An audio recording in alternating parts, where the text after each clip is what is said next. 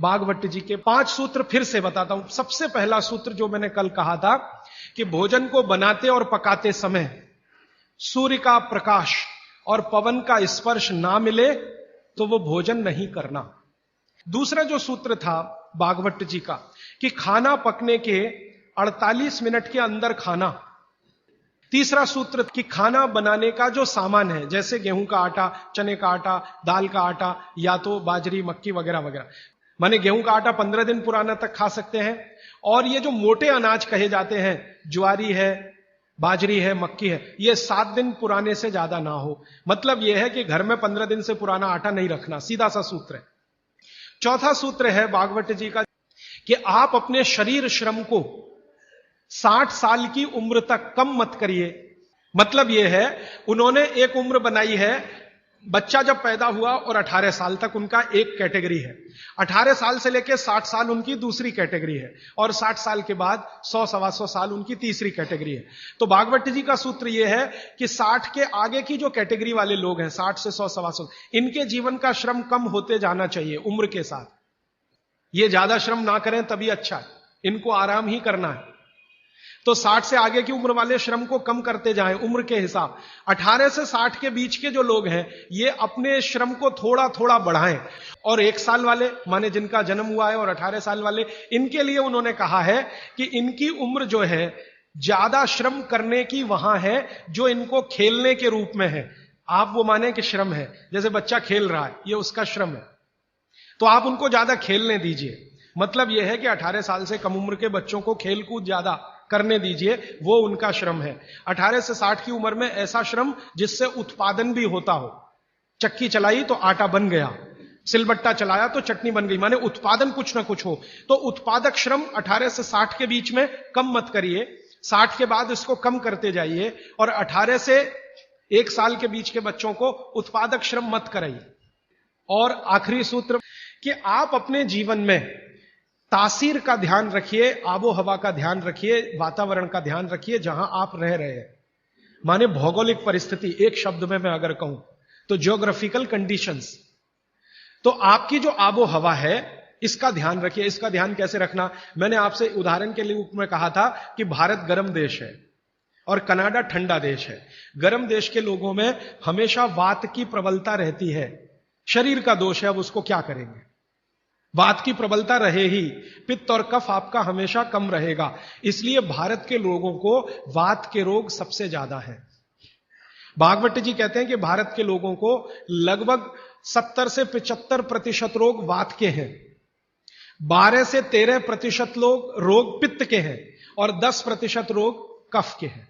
कफ के रोग हमारे यहां सबसे कम है, पित्त के थोड़े ज्यादा, वात के सबसे ज्यादा, क्योंकि हम गर्म जगह रहते हैं। तो आप ध्यान रखिए कि गर्म जगह में ऐसे काम मत करिए जिससे वात बढ़े। जैसे मैं आपको एक उदाहरण दूं, माफ करिएगा ये उदाहरण देते हुए, आप दौड़ लगाते हैं, रनिंग, इसमें वात सबसे ज्यादा बढ़ता है। हमारे यहां आजकल एक फैशन आया, मॉर्निंग में दौड़ो, दौड़ना नहीं है, चलना है।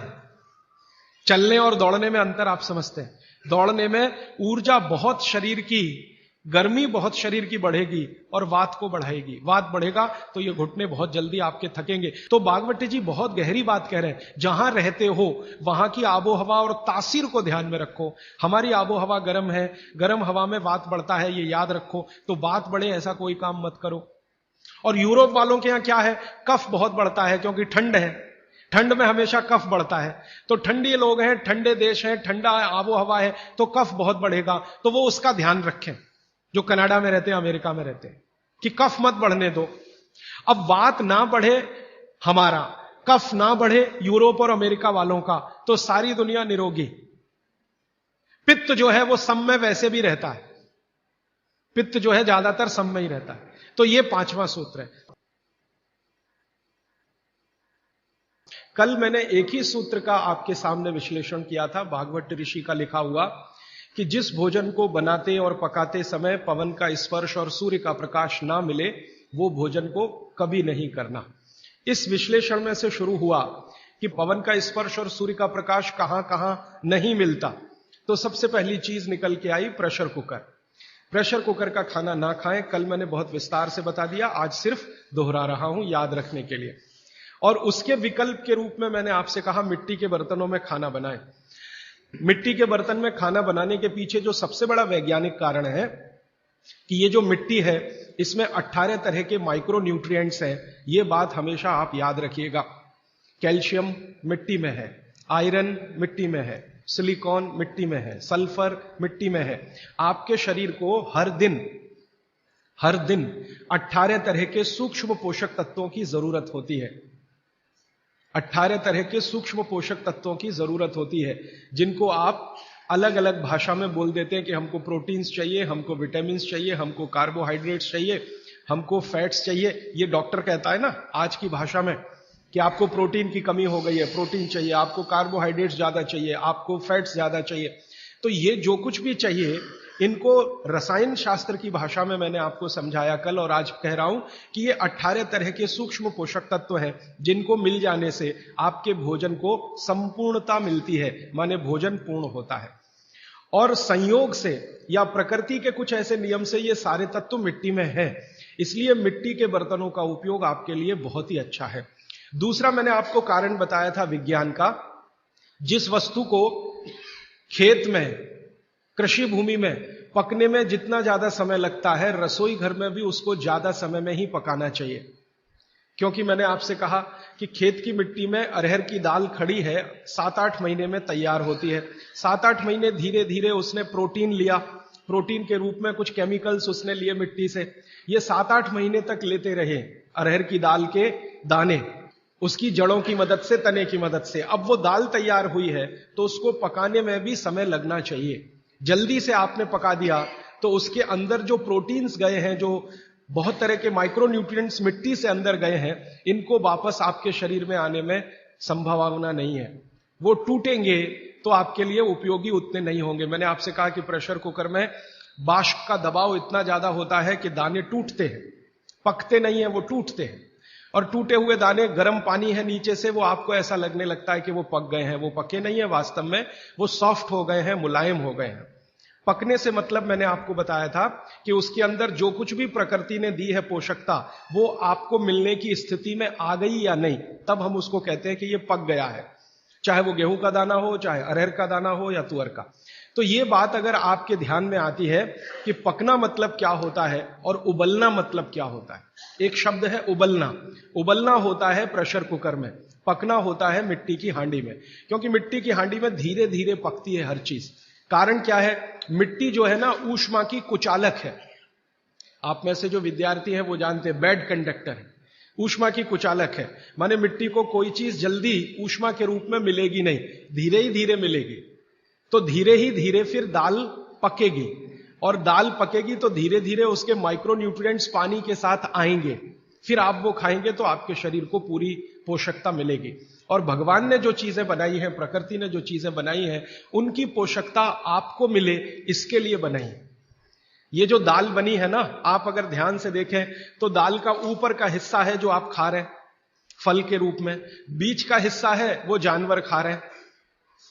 तो भगवान ने, प्रकृति ने ऐसी व्यवस्था दी है। गेहूं है, गेहूं का ऊपर का हिस्सा है वो आप खा रहे हैं, बीच का जो बचा हुआ हिस्सा है जिसको तना कहते हैं वो जानवर खा रहे हैं, और अंत का बचा हुआ जो हिस्सा होता है जिसको जड़ कहते हैं वो धरती के लिए होता है, मिट्टी के लिए होता है।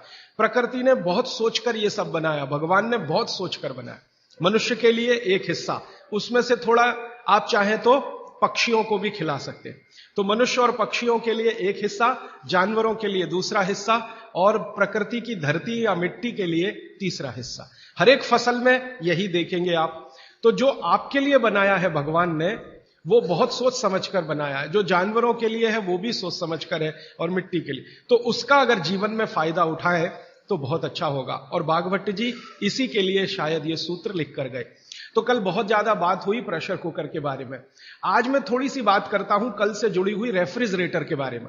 रेफ्रिजरेटर एक ऐसी वस्तु है जिसमें रखी हुई कोई भी वस्तु को सूर्य का प्रकाश नहीं मिलेगा, पवन का स्पर्श नहीं होगा। आप जानते हैं कि रेफ्रिजरेटर जो काम करता है उसके एक बुनियादी सिद्धांत है। वो क्या सिद्धांत है? आपके रूम का जो टेम्परेचर है, आपके कमरे का जो तापमान है, उससे नीचे का तापमान वो पैदा करेगा।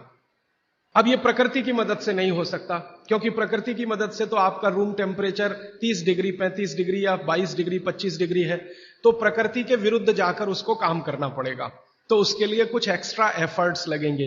तो ऐसी गैस रसायन शास्त्र में जो तापमान को कम करने में काम में आती हैं, उन गैसों का इस्तेमाल रेफ्रिजरेटर करेगा। और एक दो नहीं, ऐसी 12 गैसों का इस्तेमाल रेफ्रिजरेटर करता है, जिनको विज्ञान की भाषा में CFCs कहते हैं, क्लोरो फ्लोरो कार्बन्स, जिसमें क्लोरीन भी है, फ्लोरीन भी है और कार्बन डाइऑक्साइड। अगर आप रसायन शास्त्र की डिक्शनरी निकाल कर देखें, आप में से जिन्होंने पढ़ा है केमिस्ट्री उनके लिए तो आसान है, जिन्होंने नहीं पढ़ा वो डिक्शनरी निकाल कर देखें, क्लोरीन, क्लोरीन के सामने लिखा हुआ है जहर। सीधे डिक्शनरी देखें, टेक्स्ट की बात नहीं कर रहा हूं, एक डिक्शनरी खरीद लें केमिस्ट्री की और क्लोरीन शब्द देखें तो सामने ही लिखा हुआ है जहर।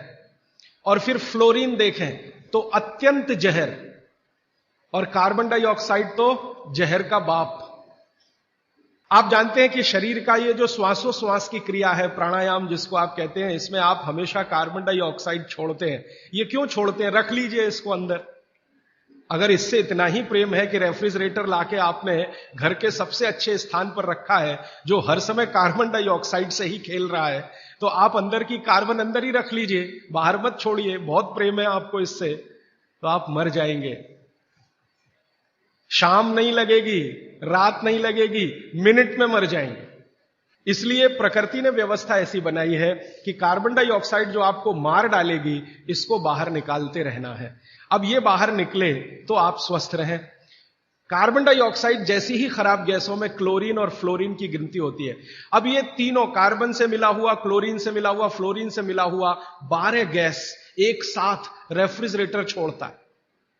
CFC1 गैस का नाम है, CFC1, CFC2, CFC3, ऐसी CFC12 तक 12 गैसें एक साथ छोड़ता, 24 घंटे छोड़ता रहता है, क्योंकि वो चालू है आपके घर में। अब इसमें आपने जो कुछ भी रखा है वो सब इन गैसों के प्रभाव में आता है। आप बोलेंगे जी हमने तो भोजन को ढककर रखा है। कितना भी ढक के रखिए, क्योंकि गैसों का असर इतना तीव्र है कि स्टील को तोड़ के निकल जाने वाली गैसें हैं। स्टील के मोटे पट्टे को रख दीजिए, उससे निकल जाने वाली गैस है, हाई प्रेशर। तो अगर आप इतने सारे जहरीली गैसों से युक्त भोजन को 2 घंटे, 3 घंटे, 5 घंटे उसमें रख के फिर खा रहे हैं, तो माफ कीजिए, आप भोजन नहीं जहर ही खा रहे हैं। बस जहर में अंतर इतना है कि एक जहर है तात्कालिक और दूसरा है दीर्घकालिक। दीर्घकालिक जहर थोड़ा थोड़ा खाएं तो 5-7 साल में पता चला देगा, तात्कालिक खाएं तो 1 मिनट में आपको पता चल जाए।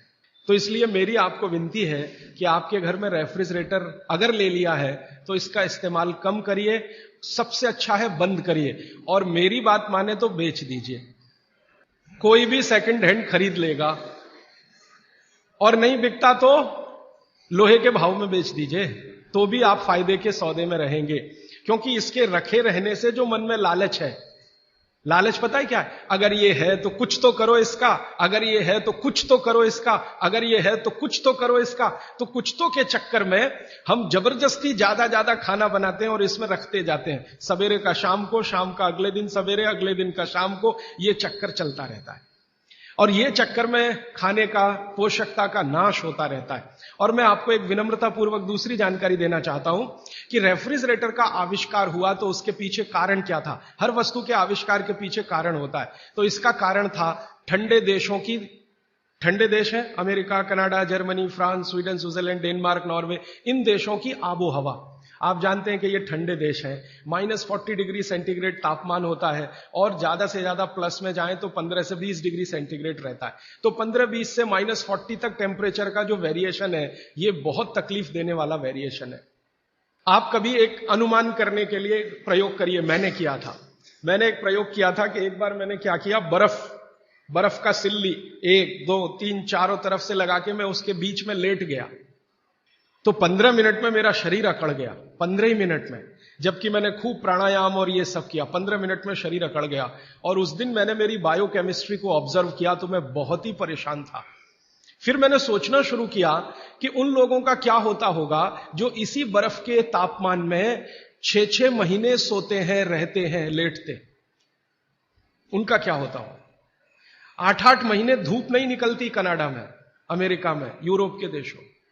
धूप नहीं निकलती, टेम्परेचर नहीं होता, और यही परिस्थिति में उनको सोना पड़ता है। तो कितनी तकलीफें उनके शरीर को होती होंगी, और शरीर के साथ उनके भोजन को होती होंगी, क्योंकि शरीर भोजन से ही है।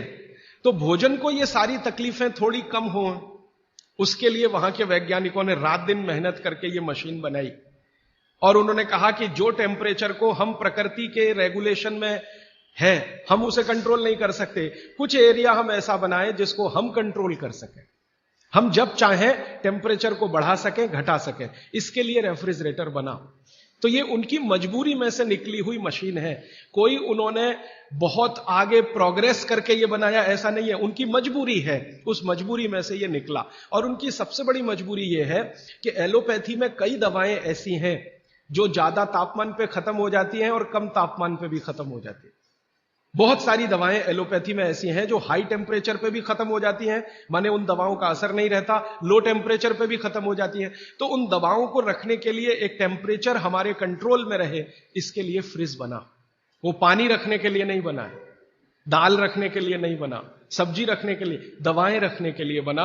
और आपको एक और जानकारी दूं कि यूरोप में ये जब आविष्कार किया सबसे पहले, तो मिलिट्री के लिए इसका उपयोग हुआ था, और मिलिट्री के लिए ही ये बना था, क्योंकि आर्मी के जो सैनिक हैं वो चुस्त दुरुस्त और तंदुरुस्त रहने चाहिए, जब जरूरत हो दवाएं उनको समय पर उसी टेम्परेचर की मिलनी चाहिए। इसके लिए ये फ्रिज आया, ये हमारे लिए नहीं बना, हिंदुस्तान के लिए तो इसकी कोई आवश्यकता नहीं। और यूरोप में एक दूसरी समस्या है, आप जानते हैं कि जहां 6 से 8 महीने बर्फ पड़ेगी, वहां हर चीज जरूरत की समय पर नहीं मिलेगी। मान लीजिए ये जो समय है ना, दिसंबर, जनवरी, फरवरी, मार्च, ये सब वहां बर्फ का समय है। अब इस बर्फ के समय में वो चाहे कि आलू चाहिए, नहीं मिलेगा, टमाटर चाहिए, नहीं मिलेगा, भिंडी चाहिए, नहीं मिलेगी, गाजर चाहिए, कुछ नहीं मिलेगा उनको। बर्फ मिलेगी, खा लो तो खा लो, नहीं तो उसको गर्म करके पानी बना लो, और कुछ नहीं मिलेगा। तो जो कुछ नहीं मिलेगा, उस समय कुछ चीजों को स्टोर करके रखने के लिए रेफ्रिजरेटर है। जब मिल रहा है तो इकट्ठा खरीदो और स्टोर करके इसको रखना शुरू कर दो। अब गलती तो यह हो गई हम लोगों से कि हमने बिना सोचे समझे विचार किए उनकी नकल के साथ ये ले आया अपने घर में, और ऐसे लोगों के घर में भी ले आया जो केमिस्ट्री बहुत अच्छे से जानते, जो क्लोरोफ्लोरोकार्बन्स को रोज पढ़ते हैं और पढ़ाते हैं, उनके ही घर में फ्रिज। मैं कहता हूं प्रोफेसर साहब, आप ये क्या गजब कर रहे हैं, आप तो जानते हैं, क्या करें, पत्नी नहीं मानती, बच्चे नहीं मानते, तो आपकी केमिस्ट्री पत्नी को क्यों नहीं समझाई अभी तक? तो कहते समझती नहीं। तो मैंने कहा फिर आप प्रोफेसर क्यों हो गए? जो आप अपनी पत्नी को केमिस्ट्री नहीं समझा सके तो बच्चों को कैसे समझाएंगे? आप अपने बच्चों को नहीं समझा सके, दूसरों को कैसे समझाएंगे? तो मुश्किल यह है कि हम विज्ञान पढ़ रहे हैं लेकिन वैज्ञानिक नहीं हो रहे, अपने जीवन में नितांत विज्ञान के विरुद्ध काम कर रहे हैं। प्रकृति और विज्ञान के विरुद्ध अगर कोई चीज सबसे खराब हमारे घर में है तो प्रेशर कुकर के बाद यही है, रेफ्रिजरेटर। तो मेरी विनती है कि आप इसका रखा हुआ खाना मत खाइए, क्योंकि वो जहर हो जाता है। तो आप बोलेंगे फिर क्या करें? एक नियम बना लीजिए अपने जीवन में, जो हमारे दादा दादी, नाना नानी के समय का बनाया हुआ है, और शायद बाघभट्ट ने भी ये नियम लिखा है बहुत रेखांकित करके। वो ये कहते हैं, अब मैं दूसरे नियम पर आ रहा हूं, पहले नियम खत्म हो रहे हैं, अब दूसरे पर मैं जा रहा हूं। बाघभट्ट जी कहते हैं कि कोई भी खाना जो बना, कोई भी खाना, दाल बनी, चावल बना, रोटी बनी, बनने के 48 मिनट के अंतर इसका उपभोग हो जाना चाहिए। यह दूसरा नियम, दूसरा सूत्र है। कोई भी खाना बना, बनने के 48 मिनट के अंदर उसका उपभोग माने कंजम्पशन हो जाना चाहिए। रोटी बनी, बन गई, अब 48 मिनट के अंदर खा लीजिए। चावल बन गया, 48 मिनट में खा लीजिए। दाल बन गई, 48 मिनट में खा लीजिए। खीर बन गई, 48 मिनट में खा लीजिए। सिवई बन गई 48। ये 48 मिनट का चक्कर क्या है? 48 मिनट, 40 मिनट भी नहीं, 50 मिनट भी नहीं, 48 मिनट। तो बाघभट्ट जी का जीवनी जब पढ़ा तो मुझे पता चला कि वो बहुत बड़े मैथमेटिशियन भी थे। आयुर्वेद के तो चिकित्सक थे ही, मैथमेटिक्स के बड़े पंडित थे। तो उन्होंने जितने कैलकुलेशन किए हैं वो सब इसी तरह के हैं, 42 मिनट। अब ये जो मिनट है ये मैंने जोड़ा है, बाघभट्ट जी ने लिखा है 48 पल। हमारे यहां जो होता है ना, पल होता है, क्षण होता है, प्रतिपल होता है। हमारे यहां जो समय की नापने की डिग्रियां हैं, वो पल है, क्षण है, प्रतिपल है, वगैरह वगैरह। ये जो मिनट का चक्कर है, ये तो यूरोप और अमेरिका से आया हुआ है। ये मिनट आपको समझता है, पल समझता नहीं, इसलिए मैंने इसमें जोड़ दिया है। हालांकि एक मिनट एक पल के बराबर नहीं है। एक पल एक मिनट से थोड़ा कम है। अगर भागवत जी के कैलकुलेशन में करूं तो एक मिनट का 52वां हिस्सा एक पल है। और भागवत जी कहते हैं कि लगभग भोजन बनने के 50 पल के अंदर आप उसको कंज्यूम कर लीजिए, तो मिनट मैंने कैलकुलेट किए तो वो 48-47 के आसपास आता है। ये कैलकुलेशन है। तो जो बना हुआ भोजन है वो आप 48 मिनट में कर लीजिए, तो आपके लिए सबसे ज्यादा पोषकता देने वाला है।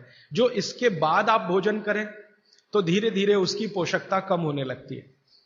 अगर आपने 6 घंटे के बाद किया बनने के बाद, तो पोषकता कम हो जाएगी। 10 घंटे के बाद और कम हो जाएगी, 12 घंटे के बाद बिल्कुल ना के बराबर, और 24 घंटे के बाद तो खत्म, बासी हो गया। बासी शब्द है ना, ये भागवत जी का है। 3500 साल पहले ये शब्द था, बासी हो गया जी। और वो कहते हैं ये बासी भोजन तो जानवरों के खिलाने के लिए भी नहीं है। आप कैसे खा रहे हैं? भागवत जी ने एक बहुत अच्छे मजे की बात लिखी है। उन्होंने कहा भारत देश में 365 दिन का जो चक्र है एक वर्ष का, इसमें एक ही दिन ऐसा है जिस दिन आप ये खा सकते हैं। 364 दिन नहीं खा सकते, एक ही दिन खा सकते हैं। और वो एक दिन का उन्होंने बहुत पक्का कैलकुलेशन किया है कि उस दिन शरीर के वात पित्त और कफ की अवस्था क्या होती है, उसके अनुसार बासी भोजन चलता है। तो मैंने वो जब ध्यान दिया तो पता चला कि वो दिन हमारे देश में एक त्योहार आता है, उसको मेरी मां कहती है बासोड़ा, आप पता नहीं क्या कहते हैं। एक ही त्योहार है अपने देश में जिस दिन हम बासी खाना ही खाते हैं। और ये जो त्योहार है, इस जो दिन पड़ता है, ये कार्तिक अगहन पूस माह के हिसाब से इसका जो दिन पड़ता है, भागवत जी का दिन भी वही पड़ता है। तब मेरे समझ में आया कि इस देश के त्योहारों के पीछे वैज्ञानिकता है। त्योहार ऐसे ही नहीं तय हो गए, इस दिन होली होगी, इस दिन दिवाली होगी, इस दिन ये होगा, इस दिन, इनके पीछे कुछ कैलकुलेशन है। भागवत जी का कैलकुलेशन है कि शरीर में 3 दोष हैं, वो आप सब जानते हैं, वात पित्त और कफ। इन पे आगे मैं विस्तार से बात करूंगा, यहां रेफरेंस के लिए कह रहा हूं। तो वात पित्त कफ 3 दोष हैं, ये समान स्थिति में रहे तो आदमी हमेशा निरोगी रहता है। इनकी स्थिति ऊपर नीचे हो, वात बढ़ गया, पित्त और कफ कम हो गया, पित्त बढ़ गया, वात और कफ कम हो गया, ऊपर नीचे हो, तभी रोगी होते हैं आप, तभी रोग पैदा होते हैं। तो एक दिन ऐसा आता है 365 में से एक दिन ऐसा आता है जिस दिन ये वात पित्त कफ की स्थिति बिल्कुल ऐसी होती है जो विचित्र लगती है, माने होनी नहीं चाहिए ऐसी स्थिति हो जाती है। तो भागवत जी कहते हैं कि उस स्थिति को काबू में लाने के लिए बासी खाना ही चाहिए, जिसकी पोषकता पूरी चली गई हो। क्योंकि जिस दिन ऐसी स्थिति आती है उस दिन शरीर को प्रोटीन नहीं चाहिए, प्रोटीन बिल्कुल नहीं चाहिए। तो प्रोटीन सब खत्म होगा तब जब खाना बहुत पुराना हो जाए। तब मेरे समझ में आया कैसी वैज्ञानिकता है। तो आप साल में एक ही दिन बासी भोजन कर सकते हैं। अब आप देखो कि एक दिन के लिए फ्रिज लगेगा साल में, तो 364 दिन की बिजली क्यों खर्च करना उसके, और 364 दिन का इतना स्थान क्यों घेर के रखना। और आप जानते हैं कि आजकल पर्यावरण के प्रदूषण की बहुत चर्चा हो रही है। दुनिया भर के वैज्ञानिक परेशान हैं कि क्लाइमेट चेंज हो रहा है, सर्दी कम हो रही है, गर्मी बढ़ रही है। सर्दी कम होने में और गर्मी बढ़ाने में जिन गैसों का सबसे बड़ा योगदान है वो यही गैसें हैं, CFC1, CFC2, CFC3, CFC12 तक। तो सारे दुनिया के देश परेशान हैं कि क्या करें क्या करें। अभी इंडोनेशिया के बाली द्वीप में 7 दिन का सम्मेलन हुआ। अमेरिका, जर्मनी, भारत जैसे 156 देशों के राष्ट्रपति प्रधानमंत्री 7 दिन झक मार रहे थे यही बात के लिए कि भाई CFC का प्रोडक्शन कम कैसे किया जाए। तो इसमें थोड़ा आप भी सहकार कर दीजिए। ये प्रोडक्शन कम होने के लिए फ्रिज की जरूरत बंद करने की है, तो ये प्रोडक्शन कम होगा। तो इसलिए मैंने कल आपसे कहा था कि फ्रिज का भी खाना ना खाएं, समय का ध्यान रखें। ये बात हमेशा याद रखें कि बना हुआ खाना 48 मिनट के अंदर खा लेना चाहिए। अब ये 48 मिनट का जो कैलकुलेशन है, कल मैं इस पर आपसे और ज्यादा विस्तार से बात करूंगा, क्योंकि एक सूत्र कल आएगा। आज बस इतनी सी बात। और एक तीसरी बात जो मैंने कल आपसे शुरू की थी, माइक्रोवेव ओवन। माइक्रोवेव ओवन भी कुछ इसी तरह का किस्सा है। इसमें भी टेम्परेचर को आप कंट्रोल करते हैं। और माइक्रोवेव ओवन में कोई भी चीज आप जब रखते हैं ना गर्म करने के लिए, तो वो चीज का एक हिस्सा गर्म होता है, पूरा नहीं होता। गर्म होने के लिए हमारी जो कल्पना है वो चारों तरफ से एक साथ एक जैसा टेम्परेचर आए, वो पानी ही कर सकता और कोई चीज नहीं है दुनिया। पानी गर्म करके उसमें कोई चीज डालें तो सही गर्म होती है, और माइक्रोवेव ओवन में पानी का कोई काम नहीं। और ये माइक्रोवेव ओवन भी यूरोप और अमेरिका के लिए है, क्योंकि वहां बहुत ठंडी है, आपके लिए नहीं है, क्योंकि यहां तो बहुत गर्मी है। तो अब हमारे घर में क्या हुआ है वो मैं विनम्रता पूर्वक आपसे कहता हूं, आपने कुछ चीजों को स्टेटस सिंबल बना रखा है, वो बदल दीजिए। ये स्टेटस सिंबल नहीं है, ये मजबूरी की चीजें हैं। कहते हैं ना मजबूरी में हमने ये किया, मजबूरी में हमने ये किया। तो आप मान लीजिए कि मजबूरी में फ्रिज लाया, मजबूरी में माइक्रोवेव ओवन लाया, मजबूरी में प्रेशर कुकर लाया। ये कोई छाती ठोक के बताने की बात नहीं है कि मेरे घर में फ्रिज है, या मेरे घर में माइक्रोवेव ओवन है, या मेरे घर में।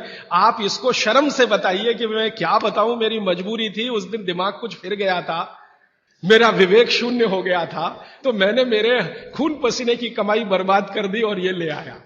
तो ये इस तरह से कहना जब शुरू करेंगे तो थोड़े दिन में आपकी भावना अपने आप बदल जाएगी और ये चीजें आपके बाहर निकल जाएंगी। ये जो 48 मिनट का कैलकुलेशन है, ये जैन दर्शन में भी है। आप में से कोई भी जैन समाज के लोग होंगे तो मेरी बात आपको बहुत जल्दी समझ में आएगी।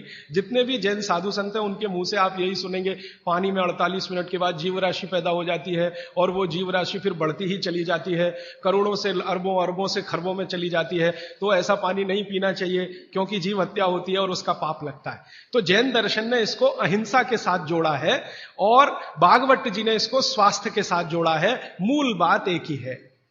शायद जैन दर्शन में अहिंसा से इसको इसलिए जोड़ा होगा कि धर्म से जाएगा जुड़कर तो जल्दी समझ में आएगा। भागवत जी ने इसको शरीर स्वास्थ्य से जोड़ा है तो थोड़ा देर में समझ में आता है, क्योंकि हमारा चित्त और मन धर्म के प्रति थोड़ा आकर्षित है, क्योंकि हमारे डीएनए में ऐसा है। भारत का जो डीएनए है वो ऐसा ही है, जिसमें धर्म की बात करो तो तुरंत समझ में आए। विज्ञान थोड़ा पीछे से आता है, इसलिए इस देश में धार्मिक लोगों की पूजा होती है, वैज्ञानिकों को कोई पूछता नहीं है, वो ऐसे ही बेचारे घूमते रहते हैं। कभी आप जैसे लोग उनको माला वाला डाल दे तो ठीक हो गया, वरना इस देश के वैज्ञानिक कहां मरते हैं, कहां खपते हैं, कौन जानता है, कौन पूछता है।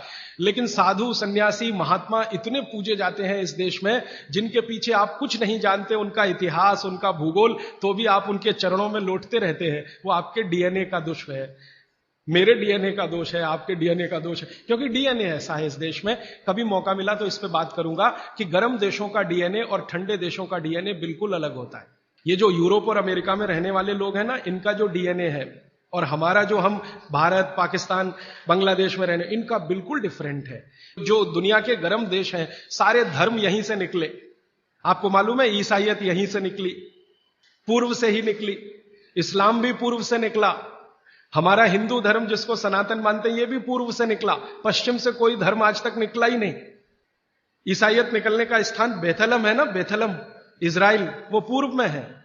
ईसाइयत के बाद इस्लाम के निकलने का स्थान वो भी वही है, बेथलम में। वो एक ही स्थान के लिए मर रहे हैं कि ये मेरा, कि ये तेरा, और लड़ाई 60 साल से चल रही है। और वो 10 स्क्वायर फीट की जगह है बस। हाँ, 10 स्क्वायर फीट की जगह में 33 करोड़ मर गए और छोड़ना नहीं चाहते। ये मैं ले लूं कि ये तू ले ले, ये फिलिस्तीन का कि ये इजराइल का। तो ये फिलिस्तीन और इजराइल यूरोप में नहीं है, एशिया में है, और एशिया दुनिया के पूर्व में है। तो सारे धर्म पूर्व से ही निकले हैं, क्योंकि पूर्व का डीएनए कुछ इस तरह का है। पश्चिम से धर्म निकला नहीं कोई, क्योंकि डीएनए दूसरे तरह का है। तो ये डीएनए का दोष है, हम धर्म को मानते हैं। इसलिए शायद जैन शास्त्रों में, जैन आचार्यों ने, जैन संतों ने इसको धर्म से जोड़ दिया। तो ये धर्म से जुड़ा हुआ विज्ञान की बात है। इसको विज्ञान से पहले समझकर धर्म में आप पालन करेंगे तो आपका विश्वास इस पर पक्का होगा। इसलिए ये 48 मिनट याद रखिए। सब माताएं, बहनें और भाई याद रखें, भोजन पका तो 48 मिनट में हो ही जाना, खा ही लेना। इसलिए शायद पुरानी परंपरा हमारे देश में है, गरम खाना खाओ, माने वो 48 मिनट के पहले हो जाए। गरम गरम रोटी बना के खिलाओ या गरम गरम रोटी खाओ। आपको शायद मालूम नहीं है, आप में से जो यूरोप और अमेरिका ज्यादा घूमते हैं वो इसका अंदाजा लगाएंगे कि गरम रोटी का महत्व क्या है। क्योंकि यूरोप में नहीं मिलती, अमेरिका में नहीं मिलती, दुनिया के 56 देशों में गरम रोटी नहीं मिलती, क्योंकि उसको बनाना नहीं जानता कोई। दुनिया की आबादी 600 करोड़ है। 600 करोड़ आबादी में 300 करोड़ महिलाएं, 300 करोड़ पुरुष अगर मान लें तो 300 करोड़ महिलाओं में लगभग 250 करोड़ महिलाएं नहीं जानती कि गरम रोटी कैसे बनती है। उनके पास गेहूं का आटा है, गेहूं का आटा भी है, क्योंकि यूरोप के कई देशों में गेहूं है, अमेरिका में गेहूं पैदा होता है, कनाडा में भी गेहूं पैदा होता है। गेहूं ठंडी की फसल है, तो ठंडे देशों में होता। तो गेहूं है, गेहूं का आटा भी है, रोटी बनाना नहीं आता। क्यों? कोई यूनिवर्सिटी नहीं है वहां जो सिखाए इसको, कोई कॉलेज नहीं है जो सिखाए इसको। तो यूनिवर्सिटी कॉलेज नहीं है, और कोई मां नहीं है जो अपनी बेटी को सिखाए, क्योंकि मां को नहीं आता तो बेटी को क्या सिखाए। और हजारों लाखों सालों से वहां ये चक्कर चल रहा है, रोटी बनाना नहीं आता। किसी यूरोपियन और अमेरिकन व्यक्ति के बारे में अभी एक छोटा सा किस्सा बताता हूं।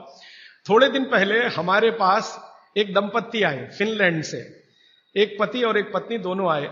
उन्होंने कहा मुझे भारत का गांव देखना है, तो हमने एक गांव में भेज दिया। संयोग से जिस गांव में गए वहां शादी थी, तो हमने कहा उसमें भी आप शामिल हो जाइए, तो भारत क्या है आपको ज्यादा अच्छे से समझ में आएगा। तो वो शादी में जब शामिल हुए तो रोटियां बना रहे थे, कोई पूड़ी बना रहा है। तो गांव में तो आप जानते हैं ना, नौकर नहीं बनाते, सब गांव इकट्ठा होकर बनाता है। जिसके घर में शादी है उसके घर में दूसरे घर के लोग आ जाते हैं, दूसरे घर का चूल्हा बंद हो जाता है, सब एक ही घर में खाते हैं। तो सब महिलाएं बना रही थी। तो उस फिनिश दंपत्ति ने पूछा ये सब कितना पैसा लेंगी? तो उनको कहा ये पैसा वैसा नहीं लेने वाले। तो ये कैसे हो सकता है? तो हमने कहा ये है क्योंकि भारत कोऑपरेशन पे चलता है, कंपटीशन से नहीं चलता ये देश।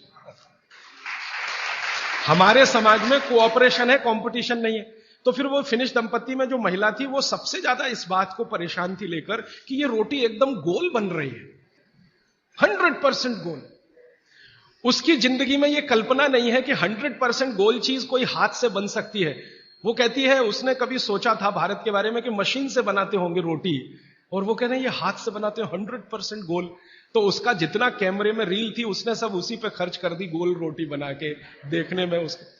मैंने ये उदाहरण इसलिए दिया कि उनके लिए ये अजूबा है, उनको लगता है कि कोई महिला ये कर पाए।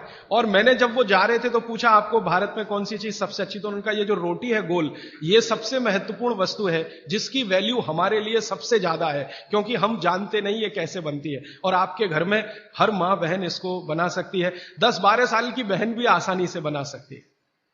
इसका मतलब है कि रोटी ताजा और गर्म ये भारत में ही संभव है, दुनिया के दूसरे देशों को नसीब नहीं है। तो आप समझ लीजिए कि आपके पास कितनी वैल्यूएबल चीज है गर्म रोटी, और उसको आप छोड़कर ठंडी करके खाएं तो ये आपका दुर्भाग्य है, सौभाग्य नहीं। तो रोटी को गरम गरम ही खाएं, गरम गरम ही खिलाएं।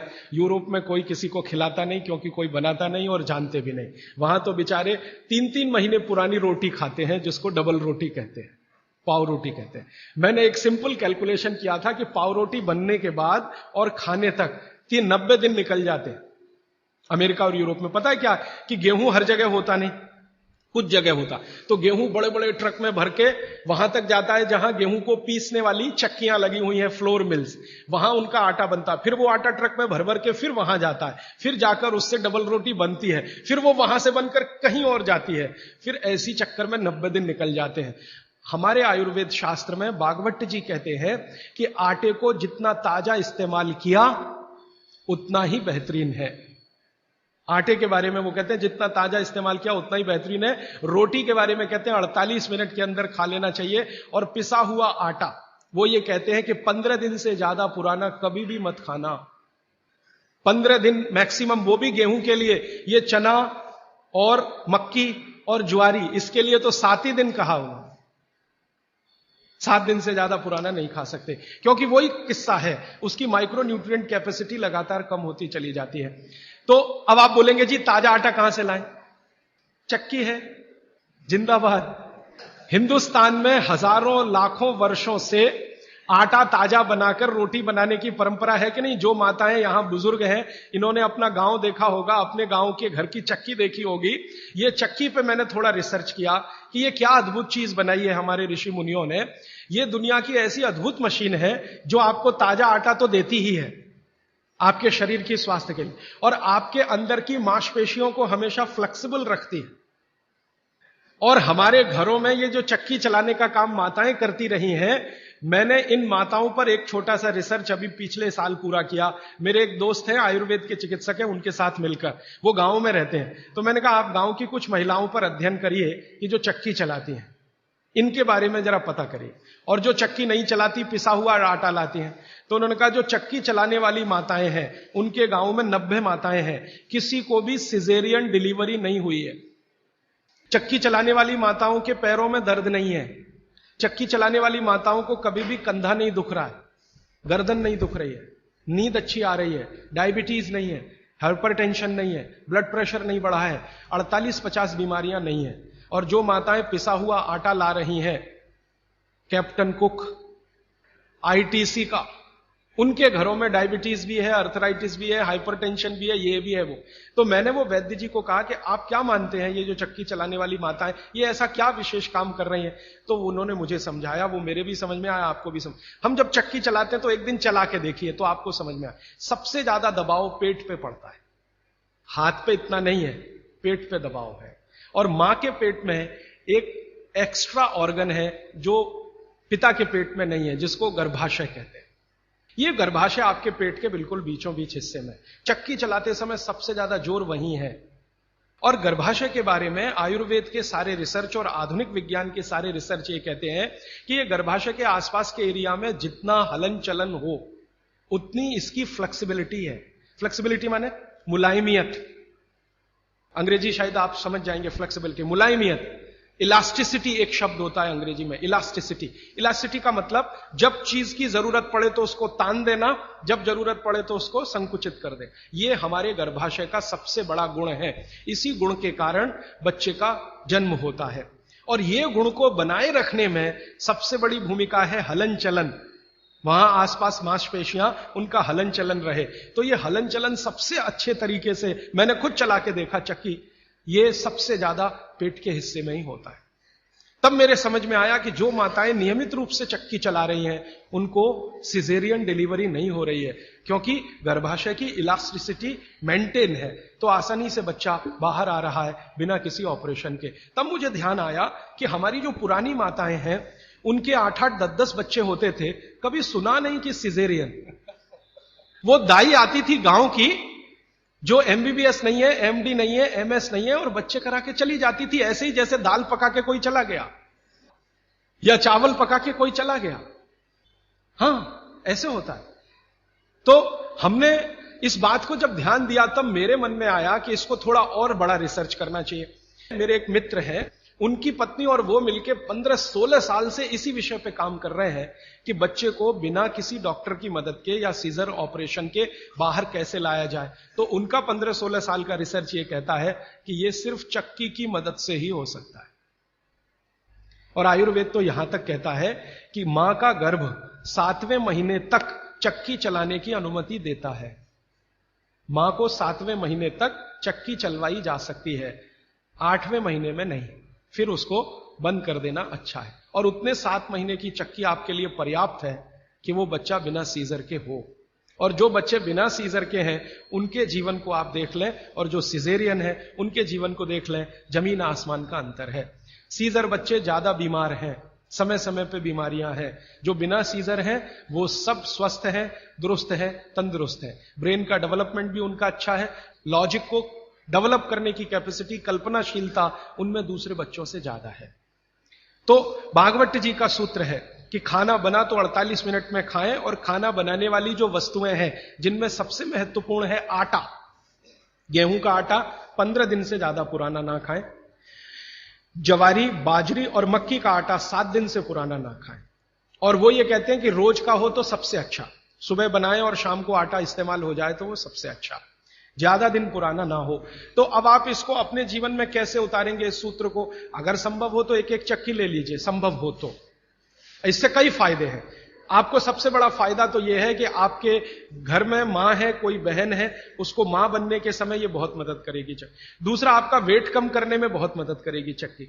अगर आपको एक्स्ट्रा वेट है और आप उसको लूज करना चाहते हैं तो 15 मिनट सुबह चक्की चलाया पर्याप्त है। 15 मिनट सुबह अगर आपने चलाया, 3 महीने बाद आप देखना 12 से 13 किलो वजन कम होगा आपका, सिर्फ 15 मिनट की चक्की। आप चलाते हैं कि नहीं? लेकिन वो चक्की चलाते हैं जिसमें कुछ होता ही नहीं है, ऐसे ऐसे चलवाते हैं कि नहीं? तो असलियत में ही चला लो, कुछ तो आटा तो मिलेगा।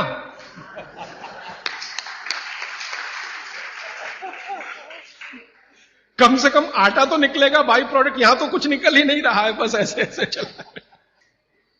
अब आप बोलेंगे जी चक्की कहां मिलेगी? चक्की अभी भी मिल रही है, यहीं चेन्नई में मिलेगी। पत्थर बनाने वाले बहुत लोग इस देश में हैं जो अभी भी ये काम कर रहे हैं, लेकिन वो रो रहे हैं कि राजीव भाई ये कोई खरीदता नहीं, हम क्या करें, हमारा सिलबट्टा भी कोई खरीदता नहीं, चक्की भी कोई।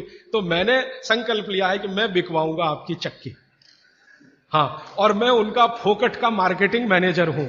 वो मुझे कुछ एक पैसा नहीं देते, लेकिन मैं उनके लिए मार्केट बनाने के काम में लगा हुआ हूं। ये मार्केट बनाने में भागवत जी की बड़ी मदद मिल रही है। तो आप चाहें तो एक चक्की ले लीजिए, बहुत महंगी नहीं आती, सस्ती है। 15 मिनट आप भी चलाइए। महिलाएं भी चला सकती हैं, पुरुष भी चला सकते हैं। इसमें ऐसा कुछ भेदभाव नहीं है कि पुरुष ना चलाएं महिला ही चलाएं। महिला चलाएं तो उनको थोड़ा एक्स्ट्रा गेन है। एक्स्ट्रा गेन माने आपको जो एक्स्ट्रा ऑर्गन है बॉडी में, यूट्रस, वो पुरुष को नहीं है, इसको मदद मिलेगी आपको फ्लेक्सिबल बनाए रहे। और मैं आपको एक बहुत गहरी बात कहने आया, वो माताओं बहनों को विशेष रूप से, उम्र के एक पड़ाव में जब आप 45 वर्ष के आसपास हो जाएंगी, तब आपको गर्भाशय के बहुत सारे कॉम्प्लिकेशन शुरू होंगे। सबसे बड़ा कॉम्प्लिकेशन तो यहीं से शुरू होगा कि आपको मेनोपॉज पीरियड शुरू होगा। मेंसिस साइकिल आपकी बंद होगी, मेनोपॉज पीरियड शुरू होगा। और उस पीरियड में जितने कॉम्प्लिकेशन हो सकते हैं वो बच्चे के जन्म के समय भी नहीं होते कभी। और कई कॉम्प्लिकेशन तो ऐसे जिनको कोई मां समझ भी नहीं पाती कि ये क्या हो रहा है मेरे साथ। अचानक से पसीना आएगा, पूरा शरीर पसीने से भर जाएगा, फिर थोड़ी देर में ठंड लगना शुरू हो जाएगी, फिर थोड़ी देर में तमतमा जाएगा चेहरा, एकदम गर्मी, फ्लैशेस। समझ में नहीं आता किसी मां को कि अभी थोड़ी देर पहले पसीना था, अभी इतनी गर्मी आ गई और अभी इतनी ठंडी लगने लगी। इतने वेरिएशन होते हैं, मिनट मिनट में वेरिएशन होते हैं। मन आपका इतना डिप्रेशन में चला जाएगा, इतना अवसाद में चला जाएगा कि दुनिया बिल्कुल बेकार है, इसमें क्या करना जिंदा रह के। ये डिप्रेशन, तनाव मन में होगा, अवसाद मन में होगा, और ऐसे ऐसे कॉम्प्लिकेशंस बनते जाएंगे। कारण उसका एक ही है कि कुछ हार्मोन्स आपके शरीर में बनना बंद हो जाएंगे, वो आपके लिए बहुत जरूरी है। अब हार्मोन्स बनेंगे ही नहीं तो फिर मुश्किलें ये सब आती हैं। तो भगवान की व्यवस्था ऐसी है, 45-50 साल की उम्र में हर मां को दूसरा जन्म लेना पड़ता है, ऐसा कहा जाता है। तो ये जो दूसरे जन्म की समस्याएं हैं, इनको जिंदगी में खत्म तो नहीं किया जा सकता, लेकिन भागवत जी कहते हैं कि इनको कंट्रोल करके रखा जा सकता है। अब मैं तीसरे सूत्र पे आ रहा हूं। तीसरा सूत्र विशेष रूप से माताओं बहनों के लिए वो कह रहे हैं कि माताओं और बहनों की मासिक धर्म बंद होने के बाद की जो अवस्था है, इसमें परमानेंट कोई क्योर नहीं है। क्योंकि जो हार्मोन बनना बंद हो गए वो तो हो ही गए, उनको बाहर से भी नहीं डाला जा सकता। लेकिन भागवत जी ये कहते हैं कि उसको कंट्रोल करके रखा जा सकता है। तो वो कहते हैं कि कंट्रोल करके रखने में मां के रसोई घर के जो उपकरण हैं, उपकरण, इंस्ट्रूमेंट्स, इनकी मदद आप ले सकते हैं। तो रसोई घर का उपकरण सबसे अच्छा मैंने कहा चक्की, इसकी मदद ले सकते हैं। और दूसरा एक उपकरण और है रसोई घर में, सिलबट्टा, मसाला पीसने वाला जो सिलबट्टा है ना, ये दूसरा बड़ा उपकरण। अगर मैंने सिलबट्टा चला के देखा तो इस सिलबट्टे को चलाने में भी सबसे ज्यादा जोर पेट पे ही आता है। चक्की चलाने में भी सबसे ज्यादा जोर पेट पे आ रहा है। तो ऋषि मुनियों ने ये चक्की का आविष्कार जब किया होगा और सिलबट्टे का आविष्कार किया होगा तो किसी मां को ध्यान में रखकर ही किया होगा, ये पक्का है। अब नियमित रूप से आप सिलबट्टा चला रहे हैं और चक्की चला रहे हैं तो यूट्रस के आसपास की जो मांसपेशियां हैं वो हमेशा नरम और मुलायम रहने ही वाली हैं। तो आपकी जिंदगी के कॉम्प्लिकेशन 45 साल के बाद कम रहने ही वाले हैं। आप उनको दवा खा खा के कम करें तो दवाओं के साइड इफेक्ट्स हैं। ज्यादा दवाओं के साइड इफेक्ट है कि मोटापा बढ़ेगा।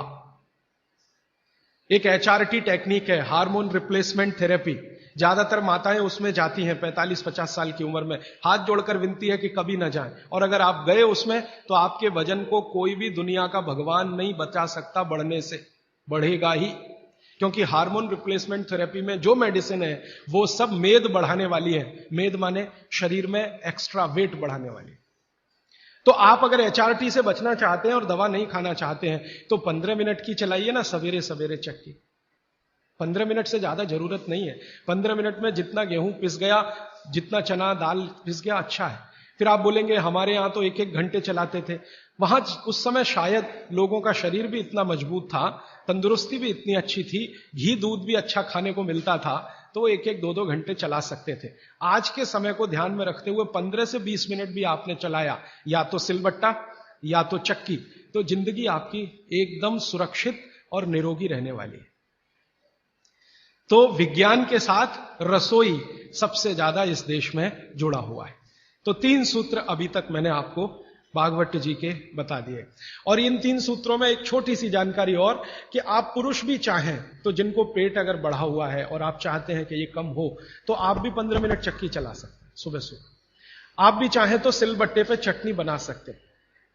अगर आपने भी चक्की चलाई और सिलबट्टे पे चटनी बनाई तो आपकी चटनी तो बनेगी ही और आटा तो पिसेगा ही, आपका जो पेट है ये अंदर चला जाएगा, जो आपको किसी भी जिम्नेजियम की मदद से नहीं जाएगा।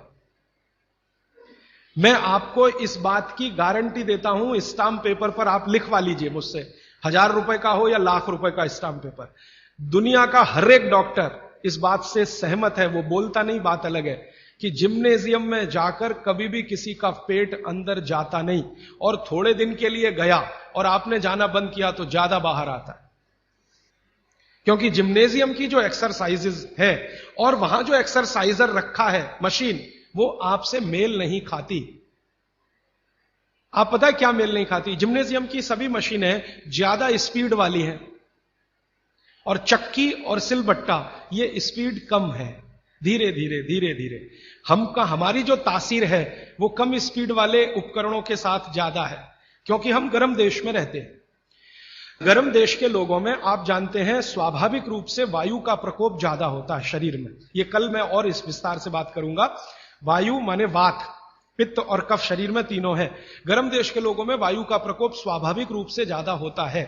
अब वायु का प्रकोप ज्यादा है तो हर चीज ऐसी करनी चाहिए जो धीमे हो। ज्यादा तेज करेंगे तो वायु और बढ़ेगी। इसलिए भारत में यह कहा गया है कि डांस करना है तो धीमे धीमे करो। इसलिए यहां के जो डांस है ना, उनके स्टेप्स, जैसे भरतनाट्यम, जैसे कथक, कथकली, ओडिसी, कुचिपुड़ी, ये सब डांस के स्टेप आप देखो स्लो है, स्लो। और यूरोप में बिल्कुल उल्टा है, ठंड बहुत है।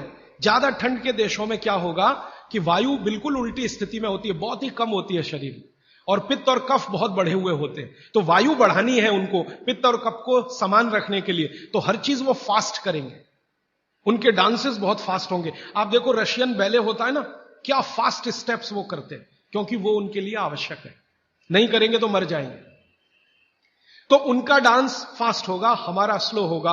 उनकी हर चीज की स्पीड फास्ट होगी, हमारी स्लो होगी। इसलिए हमने चक्की बनाई, सिलबट्टा बनाया, बैलगाड़ी बनाई, क्योंकि हर चीज हमें स्लो चाहिए। बात हमारा बढ़े नहीं, स्पीड से बात बढ़ता है। ध्यान रखिए इस बात को। बैलगाड़ी क्या है? पहिया ही तो है। मुख्य क्या है? पहिया है ना। तो पहिए का इन्वेंशन सबसे पहले भारत में ही हुआ दुनिया में, लेकिन हमने वो बैलगाड़ी में लगाया, हवाई जहाज में नहीं लगाया। हम भी चाहते तो हवाई जहाज का पहिया बना सकते थे। जिसने सबसे पहला पहिया बनाया दुनिया में, वो हवाई जहाज का भी बना सकता था, लेकिन जरूरत नहीं अपने को जरूरत बैलगाड़ी की ही है, क्योंकि ये स्लो है। स्लो इसलिए कि बैल जो खींच रहा है उसके शरीर को वायु का प्रकोप ना बढ़े। हमारे यहां मनुष्य के लिए जितना सोचा गया, बैल के लिए भी उतना ही सोचा गया, क्योंकि बैल और मनुष्य बराबर है हमारे यहां, अलग नहीं है, हिस्सा है हमारा, परिवार का हिस्सा। तो बैल जब बैलगाड़ी को खींचे, अगर गाड़ी फास्ट है तो बैल को फास्ट दौड़ना पड़ेगा, तो बैल की वायु बढ़ेगी, और वायु बढ़ने से मृत्यु जल्दी होती है। तो बैल ज्यादा दिन तक जीवित रहे, आपका काम करे, इसलिए बैलगाड़ी में स्पीड स्लो रहे, इसलिए बड़ा पहिया बनाया। पहिया जितना बड़ा होगा स्पीड उतनी स्लो होगी, पहिया जितना छोटा होगा स्पीड उतनी ज्यादा होगी। नंबर ऑफ रोटेशंस होंगे ना पर मिनट, जिसको आप RPM, रोटेशंस पर मिनट, जितने ज्यादा होंगे स्पीड उतनी होगी। तो रोटेशन ज्यादा करने के लिए छोटे पहिए ही चाहिए, इसलिए हवाई जहाज में छोटे पहिए हैं। हमको स्पीड ज्यादा करनी ही नहीं है, क्योंकि वात बढ़ाना नहीं है अपने शरीर का, इसलिए हमने बैलगाड़ी का बड़ा पहिया बनाया। अब हमने बैलगाड़ी बनाई तो पिछड़े नहीं है, और उन्होंने हवाई जहाज का पहिया बनाया तो अगड़े नहीं है। उन्होंने अपनी मजबूरी का समाधान करने के लिए बनाया, हमने हमारी मजबूरी का समाधान करने के लिए बनाया। वो जो कहते हैं ना, invention is the mother of necessity. हमारी जरूरत थी कि वात हम कम रखें अपने शरीर में और जानवरों के शरीर में, क्योंकि गर्म देशों में वात वैसे ही बहुत बढ़ता है। तो इसको कम रखने के लिए इसलिए सिलबट्टा है, धीरे धीरे चलता है। और वो जो आपके घर में है मसाला पीसने वाली मशीन, मिक्सी, एकदम फास्ट, ये यूरोप के लिए है, आपके लिए नहीं है। हमारा तो वो धीरे धीरे वाला ही अच्छा है। चक्की धीरे धीरे चलती है। यूरोप से आई हुई चक्की बिजली की जो है ना, एकदम फास्ट चलती है। अब मैं जो एक बात कहना चाहता हूं, जो 4 साल से 5 साल से हम कर रहे हैं। हमारा एक केंद्र है भीलवाड़ा में, वहां हम चक्की चलाते हैं। भीलवाड़ा केंद्र हमारा भारत का सबसे अच्छा केंद्र है आज की तारीख में। आगे और कोई बन जाए चेन्नई में तो शायद भगवान सुन लेगा। भीलवाड़ा केंद्र में आप में से कोई भी राजस्थानी हो तो हमारा केंद्र जरूर देखने जाइए। भीलवाड़ा में नागौरी गार्डन है, वहां पर हमारा केंद्र चलता है। उसका नाम है स्वानंद। हमारे सभी केंद्रों का नाम स्वानंद है, हमारा ब्रांड नेम स्वानंद। तो उस केंद्र में हम चक्की चलाते हैं। चक्की चलाकर गेहूं का आटा बनाते हैं, जवारी का आटा और बाजरी का आटा, सब तरह के आटे। और वो आटा भीलवाड़ा के 100 परिवार 125 परिवार के लोग नियमित रूप से लेके जाते हैं और खाते हैं। वो 100-125 परिवारों का सारा डाटाबेस हमने बनाया है। अब वो 100-125 परिवारों को 4 साल चक्की का आटा खिला खिला के हम पूछते रहते हैं, भाई क्या हो रहा है? तो कहते हैं एसिडिटी खत्म हो गई। और क्या हो रहा है? कहते हैं जी घुटने का दर्द कम हो गया। और क्या हो रहा है? नींद अच्छी आ रही है। और क्या हो रहा है? पित्त की बीमारियां कम हो गई हैं। और क्या हो रहा है? वो कहते हैं जी ब्लड प्रेशर भी कम हो रहा है। तो ऐसी 28-30 बीमारियों पर हमारी नजर है और 4 साल में हर बीमारी के बारे में वो कह रहे हैं कम हो रही है, कम हो रही है, कम। मैंने कहा कुछ बढ़ रहा है? तो उन्होंने कहा आनंद बढ़ रहा है, सुख बढ़ रहा है, खुशी बढ़ रही है। क्या? बस वो चक्की का आटा खा रहे हैं और कुछ नहीं। फिर मैंने कहा कि आप माताएं जो लेके जाती हैं आटा, मैं पूछा आप बताओ जी आपका ऑब्जर्वेशन क्या है? तो उन्होंने कहा ये जो चक्की का आटा, इसकी रोटी इतनी नरम होती है और वो जो बाजार का आटा लाते हैं उसकी रोटी थोड़ी ही देर में कड़क होती है। और वो कहते हैं कि हमारे घर के लोग जब से ये चक्की का आटा आया 2 रोटी ज्यादा भी खाते हैं तो शिकायत नहीं करते, और ये बाजार के आटे की 1 रोटी भी ज्यादा खाई तो पेट में गैस बनना शुरू हो जाती है। माताएं ये कहती हैं। माताएं कहती हैं बच्चे भी उनकी रोटी पसंद से खाते हैं, घर के लोग भी अच्छे से खाते हैं। अब वो ये कहते हैं जी एक केंद्र से 2 कर दो, क्योंकि उसकी पूर्ति नहीं हो पा रही। एक केंद्र 100 घरों का ही आटा बना पाता है रोज, क्योंकि 15-20 महिलाएं वहां चक्की चलाती हैं। हम दूसरा बनाने की सोच रहे हैं, तीसरा बनाने की सोच रहे हैं। फिर एक दिन मैंने सोचा कि ये रास्ता तो गड़बड़ है। अगर हम ऐसे केंद्र बनाते जाएं तो ये रास्ता तो गड़बड़ है। अच्छा ये है कि हर घेर में ही ये केंद्र हो जाए। इसमें तो अंत में हम कहां फंस जाएंगे? जगह जगह केंद्र बना के हम तो फंसने ही वाले हैं कि भाई अब हाथ का आटा बना के दे दो। तो ये तो हम बिजनेस में नहीं जाना चाहते। हमारा उद्देश्य ये है कि हर घर में आटा बनाने की चक्की आ जाए।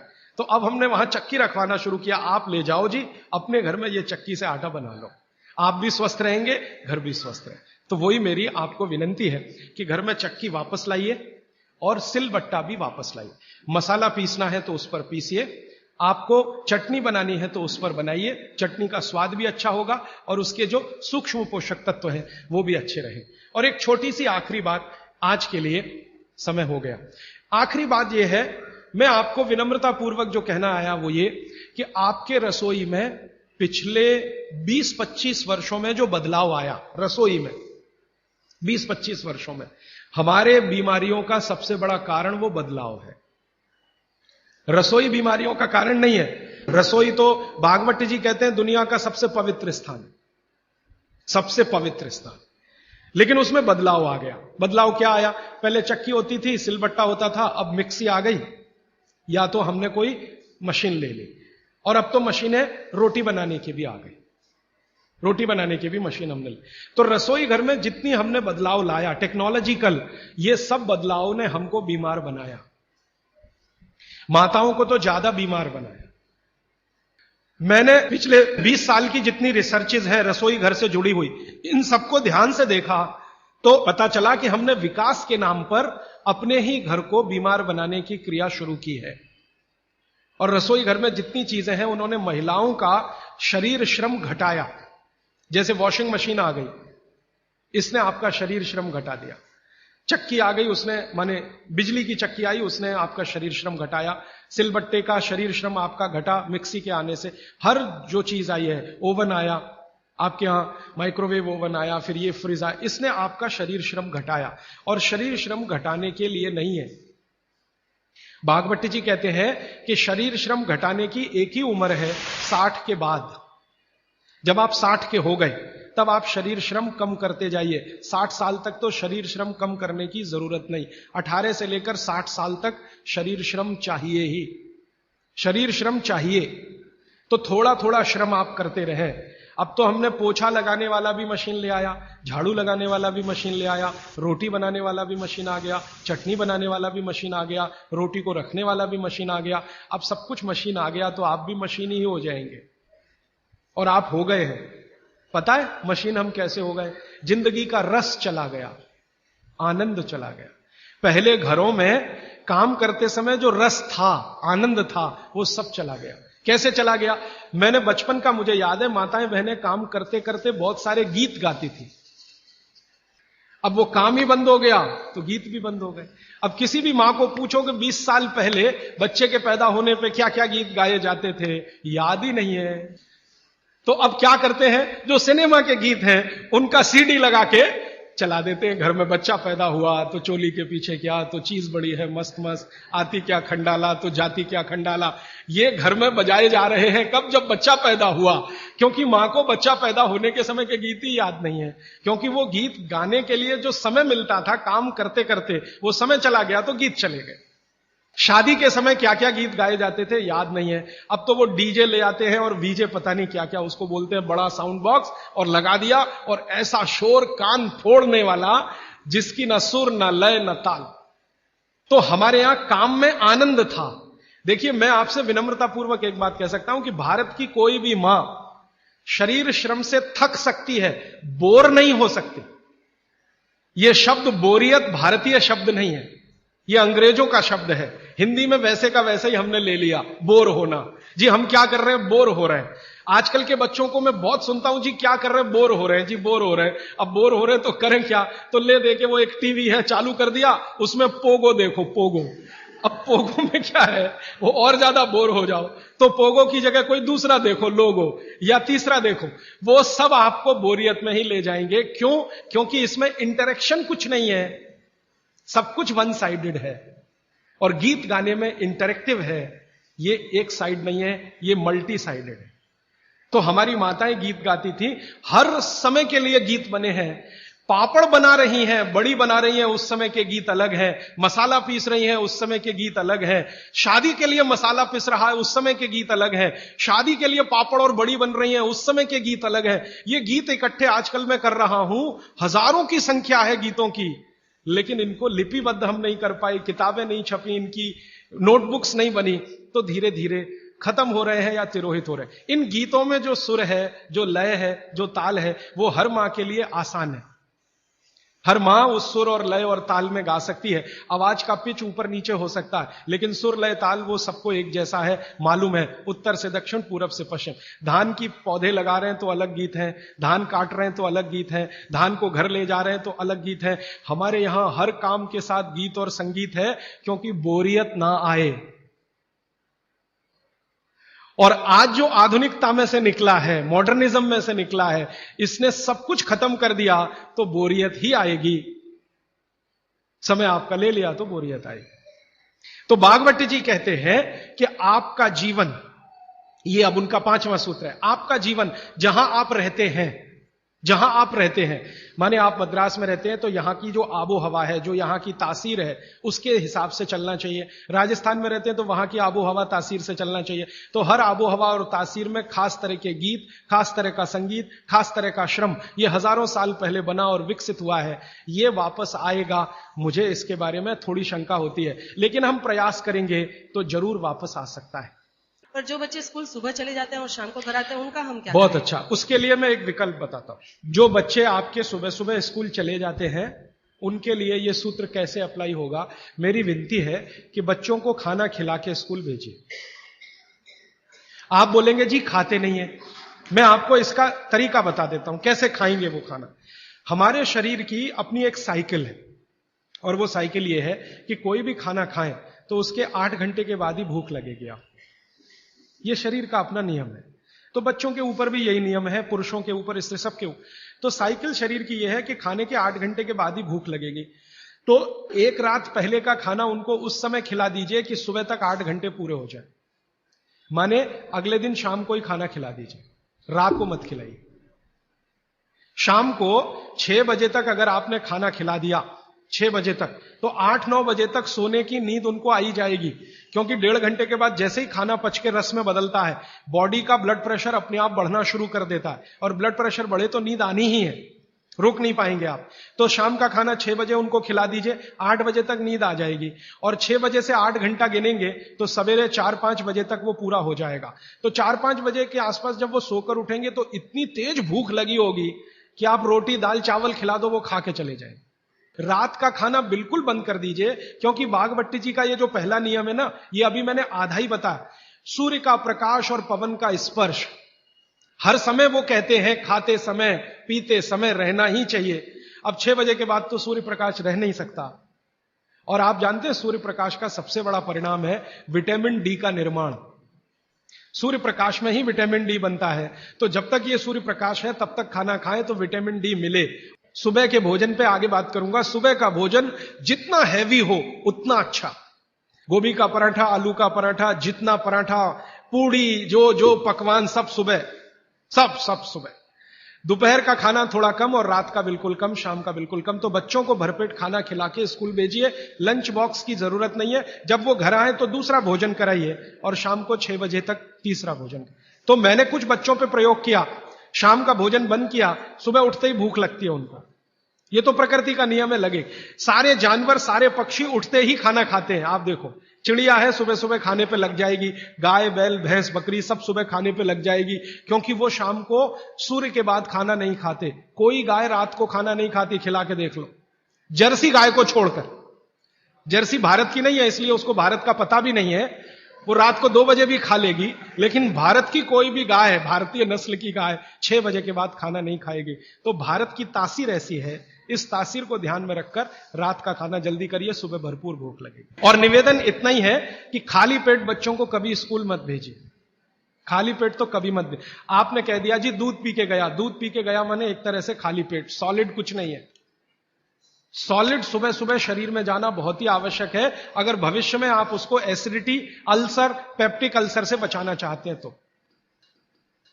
देखिए, दुनिया में हर समय परिवर्तन होते हैं, यह प्रकृति का नियम है और यही जीवन है, यह बिल्कुल सही बात है। लेकिन हमें ध्यान यह देना है कि कौन से परिवर्तन हमारे अनुकूल हैं और प्रतिकूल हैं, बस इतना ध्यान देना है।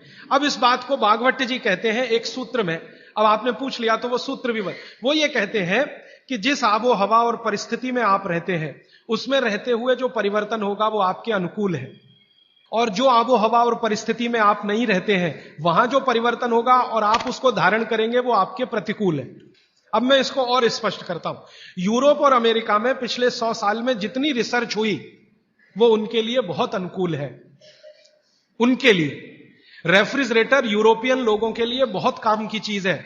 जब मैं ये भाषण जर्मनी में दूंगा तो उल्टा ही बताऊंगा उनको, मैं कहूंगा जरूर रेफ्रिजरेटर लाओ, माइक्रोवेव ओवन भी रखो। उनके लिए बहुत अनुकूल है क्योंकि उनकी कंडीशन में वो परिवर्तन हुआ है। हमारी कंडीशन में जो हम परिवर्तन करेंगे वो हमारे लिए अनुकूल होगा। अब जैसे मैं आपको उदाहरण दूं, चक्की है, चक्की, तो चक्की में एक परिवर्तन आज हुआ है, पहले वो नहीं था, आज हुआ है। हमने चक्की में बियरिंग लगा दिया है। पहले चक्की में बियरिंग नहीं होता था, खाली वो एक ऐसा लोहे का वो डंडी होता था और उसके चारों तरफ हम उसको चाक को घुमाते थे, बीच में लकड़ी का एक उसमें वो लगाते थे। वो लकड़ी का हमने निकाल के उसमें बियरिंग लगा दिया, ये भी परिवर्तन हुआ। ये हमारे अनुकूल बैठता है क्योंकि बियरिंग लगने के बाद उसका जो फ्रिक्शन है वो कम हुआ, और फ्रिक्शन कम हुआ तो हम कम श्रम में ज्यादा उत्पादन ले सकते हैं। श्रम तो हो ही रहा है, लेकिन जितने श्रम में हम पहले 1 किलो आटा लेते थे उतने ही श्रम में अब 3 किलो आटा मिल रहा है। यह भी परिवर्तन है, लेकिन यह हमारे अनुकूल है। इसी तरह से और एक उदाहरण दो, हमारे कुछ कार्यकर्ता हैं पूना में, उन्होंने बैलगाड़ी के पहिए में भी बियरिंग लगा दिया। परिवर्तन यहां भी हुआ, नई बैलगाड़ी बनी, उसमें बियरिंग का पहिया है। अब उसका क्या हुआ कि बैल को खींचने में मदद हो गई।